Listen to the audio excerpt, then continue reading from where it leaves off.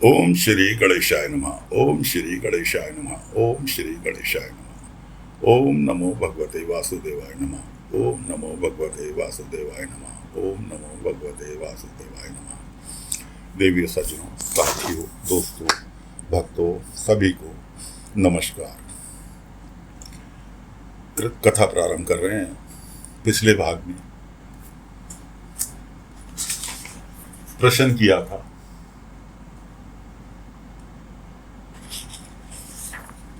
परीक्षित ने श्री सुखदेव जी से। अब उसका उत्तर देने जा रहे हैं। सूत जी महाराज कहते हैं, सुखदेव जी के वचन भगवत तत्व का निश्चय कराने वाले थे। उत्तरानंदन राजा परीक्षित उन्हें सुनकर अपनी शुद्ध बुद्धि भगवान श्री कृष्ण के चरणों में अनन्य भाव से समर्पित कर दी। शरीर, पत्नी, पुत्र, महल, पशु, धन, भाई बंधु और निकटवर्ती राज्य में नित्य के अभ्यास के लिए उनकी दृढ़ ममता हो गई थी। एक क्षण में ही उन्होंने उस ममता का त्याग कर दिया। शौनकादिक ऋषियों, महान मनस्वी परीक्षित ने अपनी मृत्यु का निश्चित समय जान लिया था, इसलिए उन्होंने धर्म, अर्थ और काम से संबंध रखने वाले जितने भी कर्म थे उनका संन्यास कर दिया। इसके बाद भगवान श्री कृष्ण की सुदृढ़ आत्म भाव को प्राप्त होकर बड़ी श्रद्धा से भगवान श्री कृष्ण की महिमा सुनने के लिए उन्होंने श्री सुखदेव जी से यही प्रश्न किया जिसे आप लोग मुझसे पूछ रहे हैं।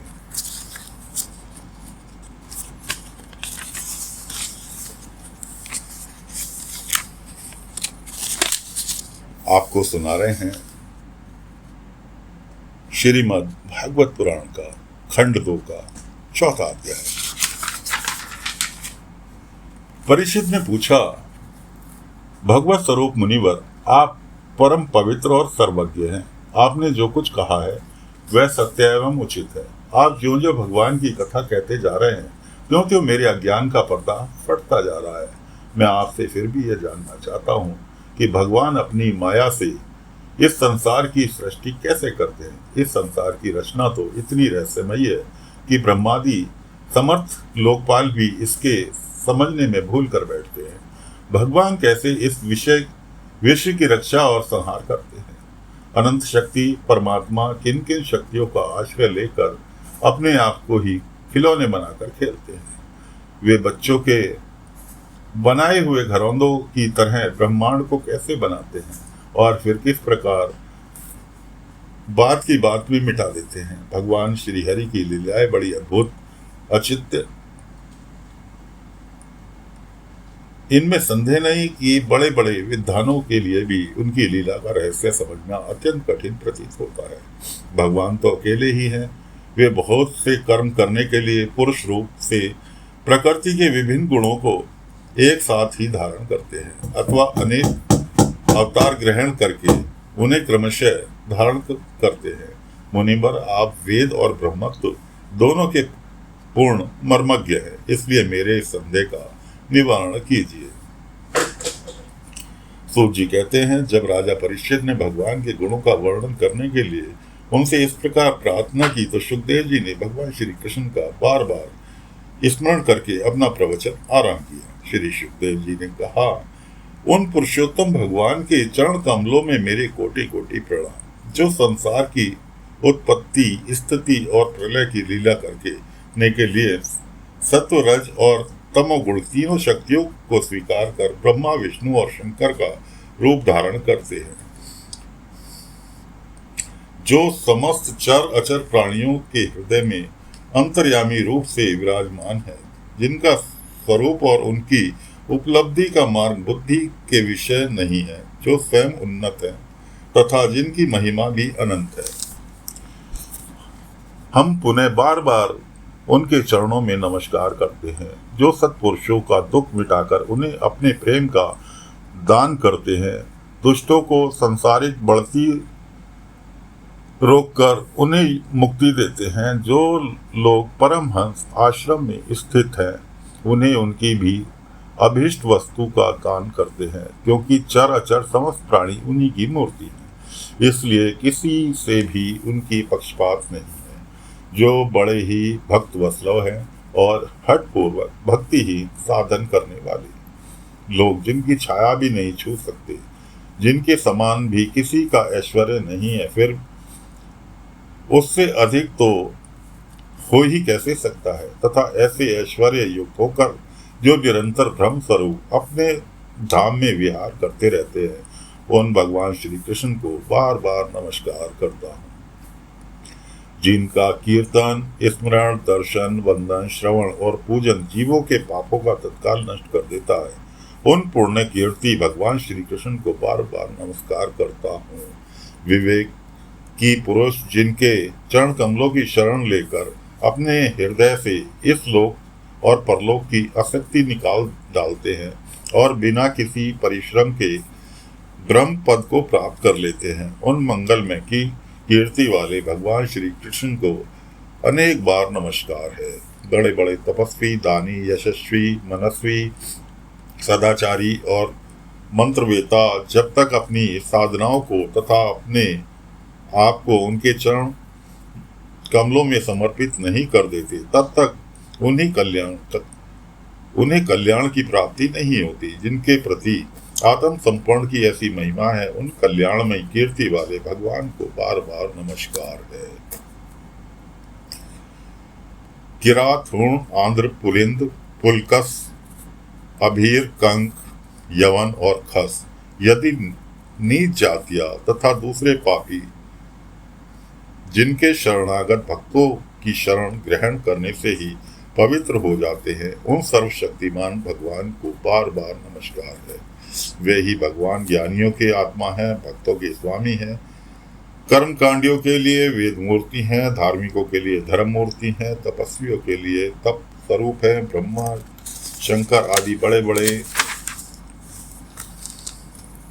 देवता भी अपने शुद्ध हृदय से उनके स्वरूप का चिंतन करते हैं और आश्चर्यचकित होकर देखते हैं, वे मुझ पर अपनी अनुग्रह प्रसाद की वर्षा करें।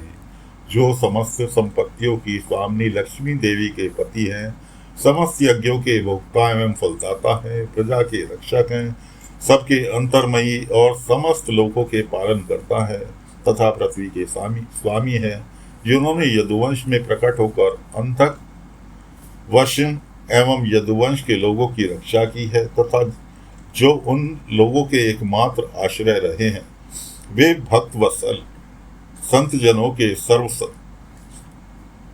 श्री कृष्ण मुझ पर प्रसन्न हो। विद्वान पुरुष जिनके चरण कमलों के चिंतन स्वरूप समाधि से शुद्ध हुई बुद्धि के द्वारा आत्मत्व का साक्षात्कार करते हैं, तथा उनके दर्शन के अनंतर अपनी मति और रुचि के अनुसार जिनका स्वरूप का वर्णन करते रहते हैं, वे प्रेम और मुक्ति के लुटाने वाले भगवान श्री कृष्ण मुझ पर प्रसन्न हो।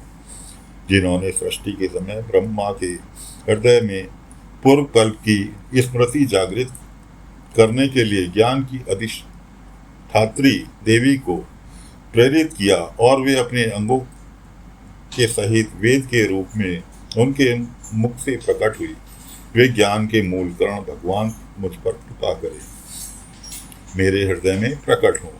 भगवान ही पंच महाभूतों से इस शरीर का निर्माण करके इनमें जीव रूप से शयन करते हैं और 5 ज्ञानेंद्रियां, 5 कर्मेंद्र, 5 प्राण और 1 मन, इन 16 कलाओं से युक्त होकर इनके द्वारा 16 विश्वों का भोग करते हैं। वे सर्वभूत में भगवान मेरी वाणी को अपने गुणों से अलंकृत कर दें।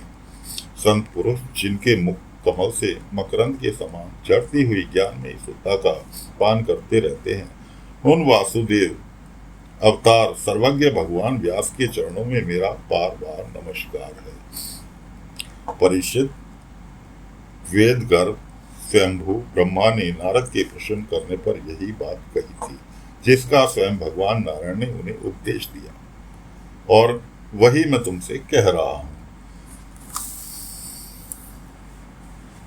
तो साथियों, फिलहाल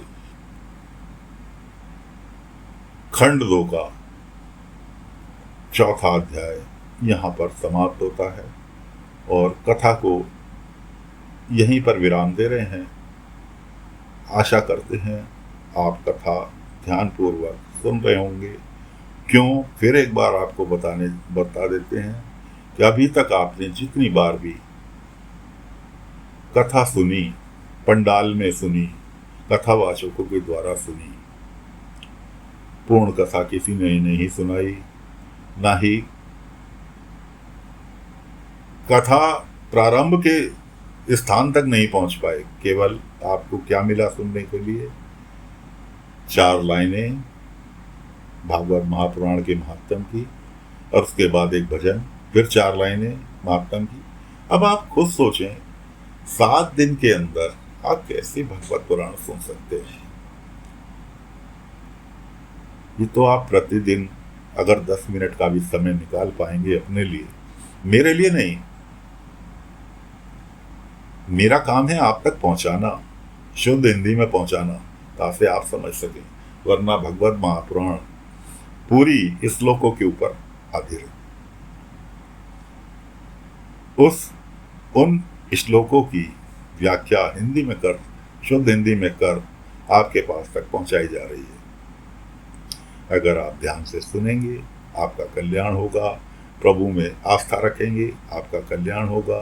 वीडियो के अंदर आपको प्रभु श्री हरि की वीडियो साक्षात दर्शन, लाइव दर्शन देखने के लिए हर कथा के साथ मिलेंगे। प्रतिदिन नए दर्शन मिलेंगे, नए अवतार के दर्शन मिलेंगे। कभी बांके बिहारी मंदिर, कभी मथुरा वृंदावन का प्रेम मंदिर, इस तरह से वीडियो चेंज होती रहेंगी, लेकिन कथा स्टेप बाय स्टेप चलती रहेगी। आपसे आज्ञा चाहते हैं, कल फिर नई कथा के साथ हाजिर होंगे। आज्ञा दीजिए। ओम नमो नारायण, ओम नमो नारायण, ओम नमो नारायण, ओम नमो भगवते वासुदेवाय नमः, ओम नमो भगवते वासुदेवाय नमः, ओम नमो भगवते वासुदेवाय।